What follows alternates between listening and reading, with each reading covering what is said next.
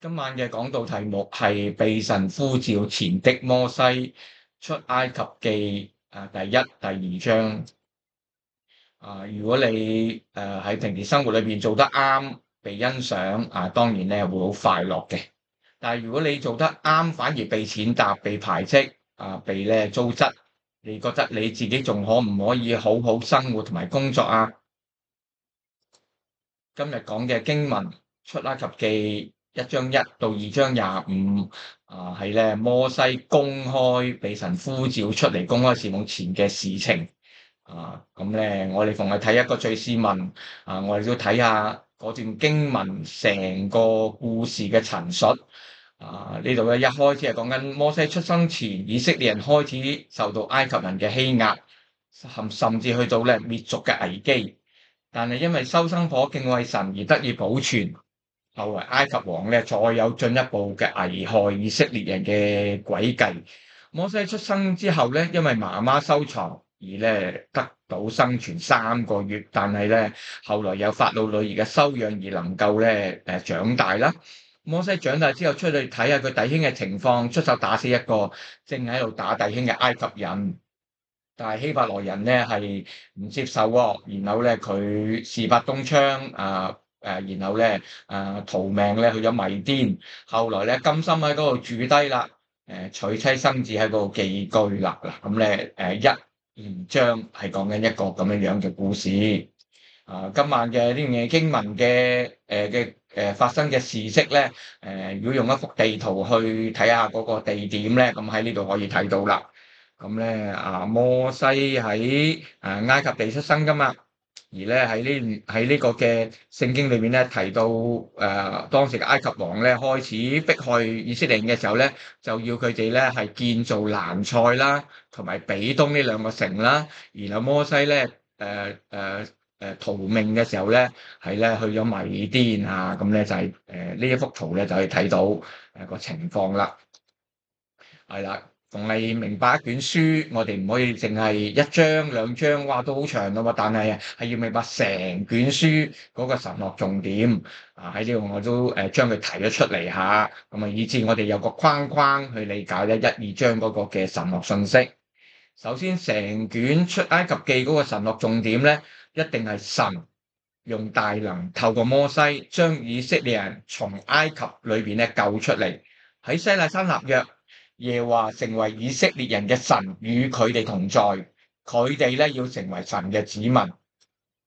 以色列國嘅出現關鍵人物係摩西所以咧係個重中之重嘅人物。佢公開侍奉嘅時候咧，唔單止80歲，佢只係咧，亦都係咧好盡心盡力咧去咧喺屬靈上宗教上面咧去侍奉。神透過佢能夠成就咗成件事。成就呢件事，我哋留意係神嘅大能，但係神嘅能力咧，同埋作為咧，只可以透過摩西先彰顯出嚟。我哋都要睇見神同埋人咧有唔同嘅位置。但係如果我哋睇摩西嘅位置咧，除咗一個80歲嘅老伯伯之外，佢淨係喺屬靈上謹守遵行耶和華嘅吩咐。用我哋地道嘅說話，即係宗教上佢好敬虔啦，好熱心。盡心盡力，咁即係話，如果我哋話摩西偉大，我哋真係要小心啲。出埃及嘅神學俾我哋睇見係神好偉大，神好犀利。摩西咧，神用佢咧，佢被神去使用係佢宗教上好敬虔啊。咁我哋手穩呢啲位先好咧，繼續睇聖經啦。當以色列人咧同神立約之後，佢哋需要遵守耶和華透過摩西頒布嘅律法，作為真正神子民嘅一個嘅記號。會幕同埋有關嘅器皿係照天上嘅樣式嚟製造嘅，只可以透過呢啲分別為聖嘅東西，加埋祭司利未人嘅制度，人先可以去親近神。另外，值得留意，人唔能夠見神嘅面嘅。但係摩西係能夠面對面同神講嘢，神都係面對面同摩西講嘢啦，呢個值得留心啦。好多時咧，我哋一般基督徒都會格外認同摩西公開侍奉之後佢嘅行動信心話有領袖係威係勢，我哋都留意㗎，會嘅。我哋做得基督徒點會唔留意呢啲？但係係咪佢係被神呼召公開侍奉之後先咁樣樣嘅咧？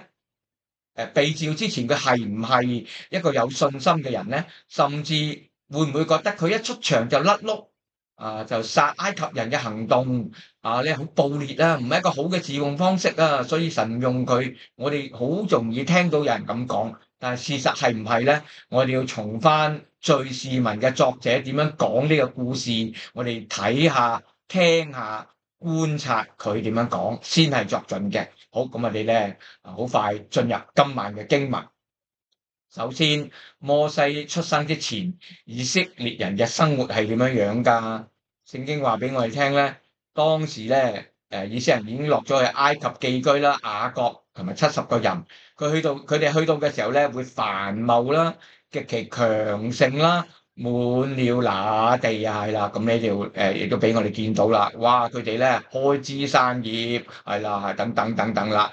但係後來有一個唔認識約瑟嘅新王喎，嗱，唔認識約瑟呢段歷史冇乜可能啊！咁大件事，饑荒7年係啊，係啦，埃及皇帝唔會唔知，即係話佢唔去唔用嗰個感情上邊去認識約瑟嗰個恩情恩待咗埃及，冇咗約瑟咧，埃及可能饑荒死好多人嘅，咁所以即係話呢個王咧唔顧念呢段嘅往日嘅恩待咗埃及人嘅事下，佢哋開始呢個王對百姓講喎，哇！佢哋咁多人又比我哋強盛不如我哋用巧計係咪啊？哇！用巧計即係出蠱惑啦，出術啦然後咧有幾樣嘢㗎，日後遇到咩爭戰啊，聯合仇敵攻擊我哋啊，離開呢個地去咗啦。於是咧下邊開始派啲監工去俾苦工，加重重擔俾佢哋啦。嗱，從呢度即係睇到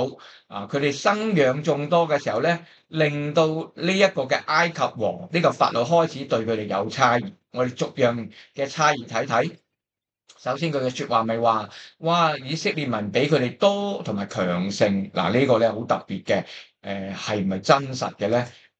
原來查翻AI 俾到我哋一個嘅提示嚇，呢個係 Google 個概覽嚟嘅 AI 概覽。咁我查翻佢條 link 咧係來自維基百科嘅。原來當時嘅埃及人口咧，估計有大概去到600萬嘅，但係以色列嘅人口咧，估計上咧200萬㗎咋。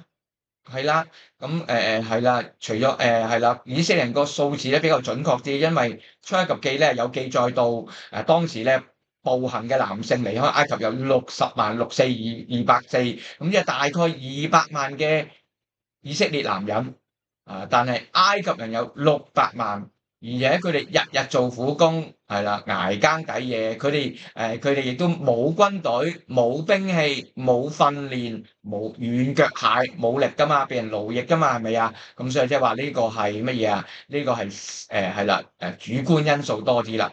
點解佢會有呢個主觀因素嘅咧？咁我哋再睇落去啦。咁係嘅。當你都有200萬開戰嗰陣，有60萬嘅男人可以幫對方唔幫自己噶嘛，所以呢個法老都話咧，驚日後有戰事嘅時候咧，驚對付佢哋自己，對付埃及人。但係第10節都出現呢個法老話，驚佢哋咧打仗之後咧，跟住會離開埃及，咦咪好咯？你既然咁罩忌佢哋喺你身邊，咁佢哋離開翻去佢哋原先嘅地方，咪迦南地咪好咯？咁即係話佢想唔想佢離開？明明離開係好嘅喎，係啊，但係唔想離開，大家估唔估到係咩因素啊？唔想離開，因為唔想冇咗60萬個男人奴隸，200萬個男人，200萬個男男女女都係奴隸嚟噶嘛？係咪啊？即係話佢唔捨得冇咗奴隸啊？係啊，呢班免費噶嘛，奴隸係唔使有人工噶嘛，奴役佢哋就得噶啦嘛。咁唔捨得呢個咁大嘅資源啊，咁無怪乎後來喺10災我哋見到呢個法老明明又話放啦走啦，你哋又轉軚喎，轉咗幾次軚啦，我哋有冇記得呢件事咧？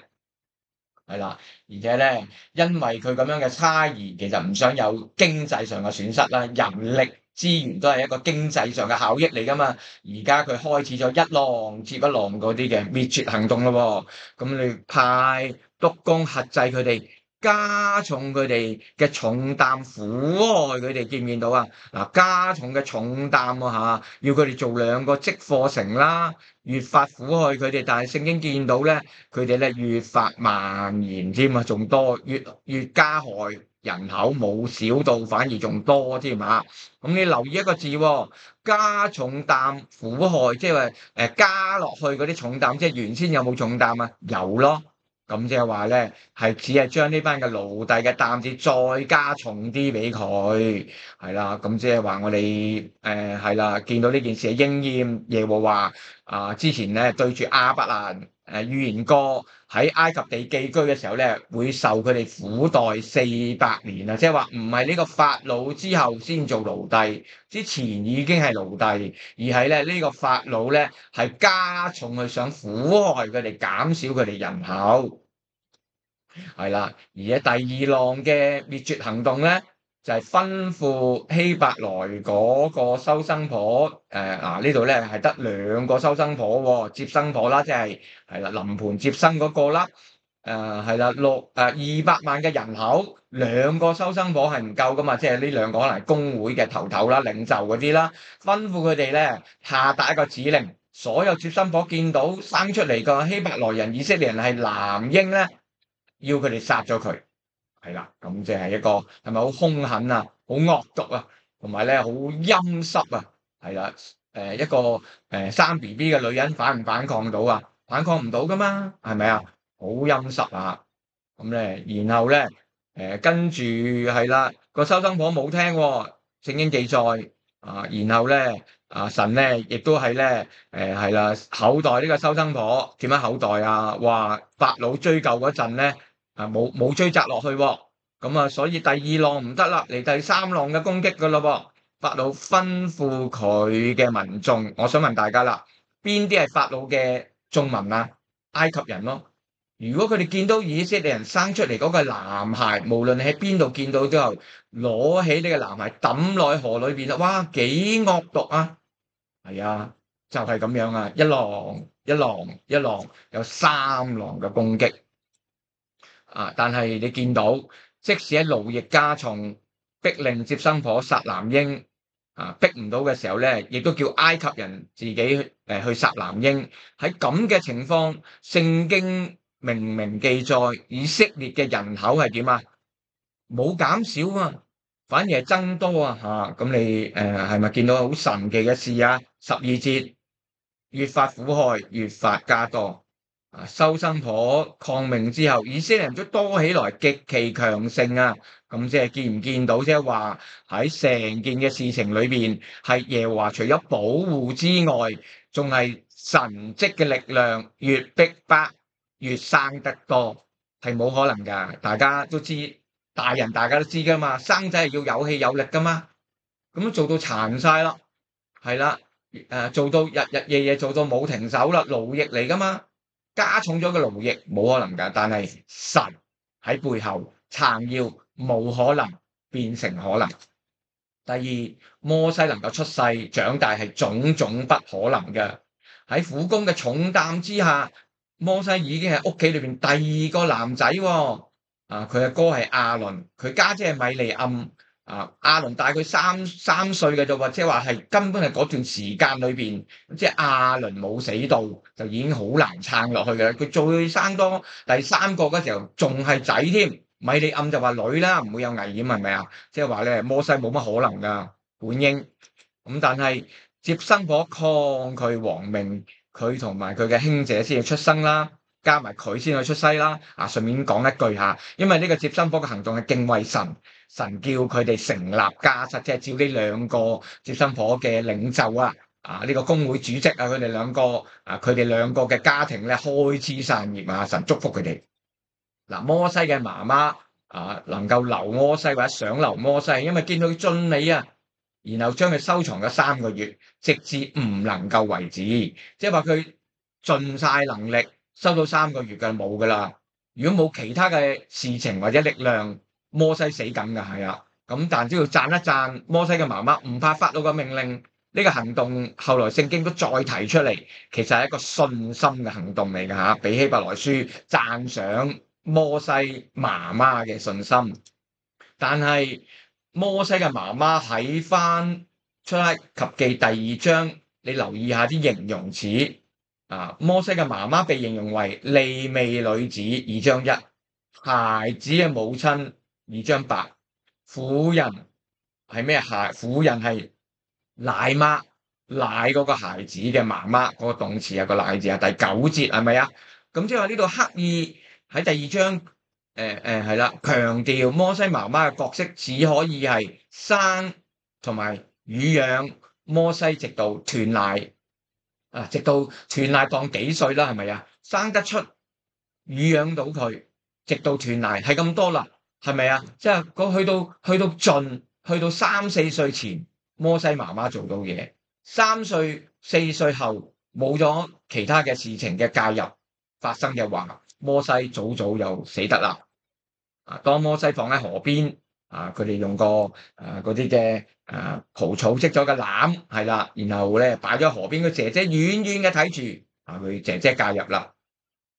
法老嘅女兒咧見到呢個箱執埋嚟睇到，見到希伯來人嘅男孩，係啦，係啦，係啦，佢係個希伯來人嘅男嬰嚟嘅，係咪啊？咁即係話咧，既然見到係男孩，但係居然法老嘅女兒生出憐憫嘅心，以致到摩西嘅姐姐建議之下咧，叫咗孩子嘅媽媽嚟做奶媽，直到斷奶，係咪好奇妙啊？將呢幾樣嘢擺埋一齊，本來法老嗰邊嘅人係唔會憐憫係啦希伯來人嘅男嬰啊嘛，但係呢個法老嘅女憐憫，姐姐俾咗個建議，叫咗親生嘅孩子媽媽嚟到就變咗奶媽喎，直到斷奶啦，餵佢係咪啊？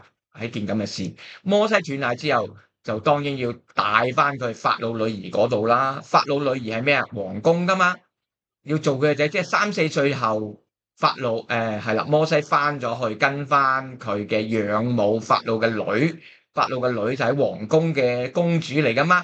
自然喺皇宮就學晒埃及人嘅知識，最犀利嘅知識都學到噶嘛。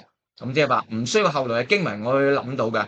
摩西嘅成長係王子身份，皇宮受最好嘅享受啊，食用啊，仲有教育都係啊，教育好影響噶嘛，咪學識晒埃及人嘅知識，所以無怪乎後來咧，司提反喺《使徒行傳》嗰篇講章都提到呢件事啊。摩西學咗一切學問，說話行事都有才能，係啊。摩西本身係個天生同埋成長嘅歷程咧，佢係好叻嘅人嚟噶，好有學問，好犀利講嘢，係咪好夠魄力，所以先敢面對後來嗰件打弟兄佢救嗰個弟兄嘅事件啫嘛。咦？但係如果你細心嘅話，後來出埃及記耶和華呼召佢嗰陣，佢話乜嘢？4章10。主啊，我素日不是能言的人啊，就是從你嘅對僕人說話之後，也是這我本是拙口笨舌的。咁即係話經歷咗後來嗰一擊之後，摩西啊自己都覺得我唔識講嘢噶，係咪？你變咗冇晒自信啦。哇！你當佢係真係大學畢業噶啦，係咪啊？嗰啲嘅最高學識嘅人教佢咪大學生嚟噶咯？有地位有自信，但係經嗰個一擊之後，摩西都覺得自己唔識講嘢，冇晒自信啦，係咪啊？你見唔見到啊？所以我哋成日都講摩西偉大，摩西偉大，搞錯咗啦。佢嘅出生可以咁講，前半生40歲前係，但係自從經歷埋嗰啲事之後，佢真係唔係啦，連佢自己都覺得自己唔係啊，唔識講嘢噶，你唔好搵我，你搵第二個啦吓，咁樣講俾耶和華聽。即係話摩西出生翻返嚟呢度啦，同埋長大，總共係因為4個女人嘅信心同埋善良嘅行動，喺嗰個時勢，以色列同埋男性咧係冇可能做到啲乜嘢嘅。咁我哋數下呢啲4個女士接生婆先啦，冇呢個接生婆咁樣頂住咧，冇噶啦。摩西嘅阿媽都唔敢生噶啦，但係有呢個接生婆，佢阿媽生咗佢，有佢姐姐睇住佢喺河邊，然後咧建議俾咗法老嘅女，法老嘅女都係憐憫佢，係咪啊？4個女人喺呢個對以色列男性不友善、見到即殺嘅年代，摩西出到嚟，長得大，生存到仲咧受最好嘅教育。所以大家見唔見到啊？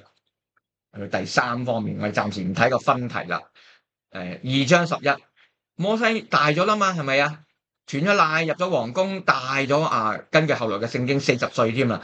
佢出去到佢弟兄嗰度，看佢哋嘅重擔，見一個埃及人打希伯來人嘅一個弟兄，係啦，唔好輕看呢句說話喎。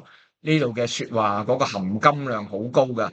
去到弟兄那裏，你發覺頭先地圖睇過，聖經話佢哋住喺歌珊地。如果可以就咁話佢去歌珊地，或者好容易我哋話禮拜6日香港人去深圳。但係如果另一個講法，有個香港人唔係去深圳，佢咧係有個香港人咧禮拜6日咧去佢嘅家鄉見舅父，係咪唔同晒啦？即係話佢好清楚，佢呢一個人如果咁樣形容嘅時候，唔係話摩西客觀地喺地理上去歌珊地，而係佢去嗰個先係佢覺得係佢自己屋企親情有聯繫，同埋咧佢嘅認同嘅地方啦。看佢哋嘅重擔，佢喺皇宮都知啦，佢嘅法老佢嘅養母嘅爸爸喺度虐待緊係啦以色列人噶嘛。咁佢而家係睇個實況啊，真係想親自去睇佢哋有幾慘啊！見到埃及人打希伯來人一個弟兄，我幫大家查埋字典啦，係暴打、虐打、打一個人劈埋去揼落去，或者啲利器有硬物係有錯損會流血，不止會死得人噶喎。暴打虐打會死人嘅喎。咁即係話佢出手嗰下唔係佢好勇鬥狠，佢係救嗰個就嚟俾人打死嗰個希伯來人啊！弟兄姊妹，你有冇發現啊？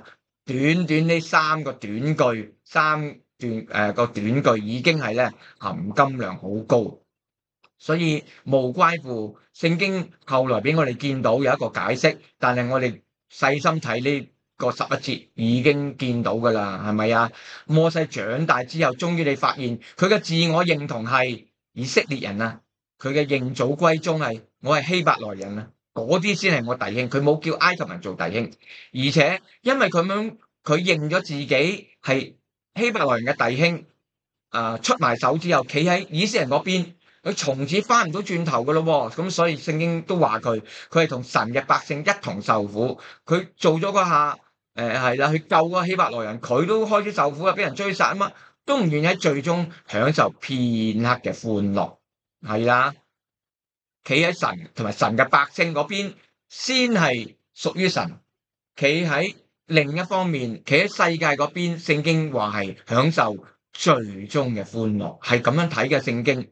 所以即係話佢睇自己嘅係神子民嘅身份，重要過世上嘅身份、財富、地位、埃及王子，即係話覺得屬神嘅子民更有價值、更重要、更高級。弟兄姊妹，摩西係咁睇，佢係王子都係咁睇，你點睇啊？今日而且以色列人泄露咗摩西殺埃及人嗰件事啦，應該呢個係監工嚟嘅呢個埃及人咁令到法老要追殺佢，係啦。咁所以你發覺泄露得嚟，除咗係唔接受之外，咁你有冇諗起，即係話佢嗰下，直頭咧係唔係好明你做咩出手殺啊？你做咩咁樣出手打死嗰個監工啊？你就發覺你發覺，所以後來嘅司提反嗰邊講章喺《使徒行傳》7章都話，佢以為弟兄明白神係藉住佢嘅手搭救佢哋，但係現實上。以色列人唔明白摩西係救佢哋，唔明白睇住嗰人打到爆光，再唔救會死都唔明白，所以你冇諗起呢句說話點解㗎？以色列人會唔明白佢救一個就嚟俾人打死人，點會唔明白啊？盲嘅都見到就嚟死嘅俾佢救翻啦，咁即係話佢係乜嘢唔明白啊？終於我哋見到啦，係因為政治現實。佢哋認為所有反抗都會有後果嘅，但係舉報摩西冇後果嘛，係咪啊？政治現實，西瓜大細邊，係啦，所有反抗追究到嚟，咪追到好以色列人身上咯，係咪啊？但係舉報摩西，淨係死摩西啫嘛，大家明啦嘛？係啊，係咁現實啦。所以如果信仰你淨係計現實、計着數，你見唔見到係真係咧格格不入？於是摩西逃命去米甸，後來認識咗米甸祭司流爾啊，其實佢嘅名又叫葉忒羅嘅，佢留低咗同住、娶妻、生子，俾個仔改名做革順，革順啊。咁聖經話佢嘅心志因我作外邦作了寄居的，其實革順嗰個字咧，幫大家查字典啫，個字典意義係異族人啊，係啊。我係異族人啫，我喺米甸，我係一個嘅寄居嘅外族人，咁即係話身在曹營心在漢係嘛，仍然心底裏面擁抱自己以色列人嘅身份咯。咁終於你發覺終於睇聖經嗰個嘅敘事文作者嘅角度咧，你發覺冇足夠嘅事實睇到摩西係做得唔啱㗎，反而佢做得啱啊！你睇住人就嚟俾人打死，救嗰個人有錯？冇錯㗎，佢做得啱㗎，但係以色列人唔接受，係啦，即係話如果要評價摩西喺神面前嘅前期侍奉，點解咁大劑㗎？點解咁慘㗎？做得啱咯，佢做得啱咗咁大劑，係神用人，係啦，經歷，係啦，將呢個嘅器皿咧大大壓碎咯，即係話神想重用呢個人嘅時候。係啦，原來係將呢個器皿壓碎嘅過程嚟㗎。係啦，大家有冇聽過呢啲説話㗎？今日翻嚟我哋身上啦。嗱，我哋俾神大大使用，唔好講呢邊住，大大使用嗰個摩西。我同你都唔係摩西，但係我同你有一樣嘢都類似嘅。你發覺就係我哋連撇下一切去侍奉神，你願意咗未先？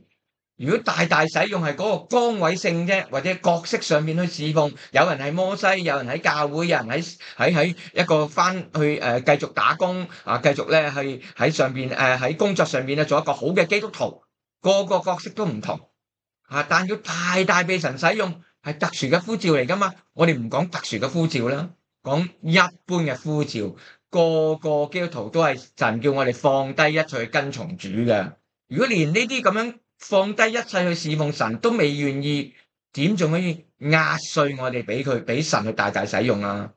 大家知唔知環教會有一首上一個世紀好出名嘅詩歌？你若不壓橄欖成渣，它就不能成為油啊！你見唔見到？哇，望落好靚啊，橄欖後邊樽油好靚啊，睇幅圖就有 fans 咯。